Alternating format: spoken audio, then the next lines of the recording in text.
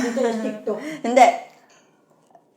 Sagutin mo kung sino yung kung sino yung nagsisinungaling. First day of school, may namatay na estudyante sa library.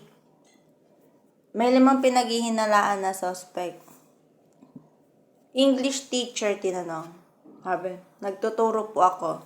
Science teacher, sabi, nasa laboratory po ako. Janitor, sabi, naglilinis po ako sa kabilang building. Security guard, nakatulog po ako. Panglima, math teacher, nagko-compute po ako. Sino sa kanilang 5 yung nagsisinungaling? May malay ko. Huhulaan mo nga lang. Ginugulo mo yung utak ko na nanahimik. Dami ko na nga problema eh. Dadagdag mo pa yan. Sino nga? Si Madjo. Sino nga sa 5? Hindi ako pa ng bata. Shoota, tinatanong naman. Sino nga? Wala ko pa no. Ayan, cute. Sabi ko, sino yung suspect? Cute. Sagot! Hula. Ida-download ko to.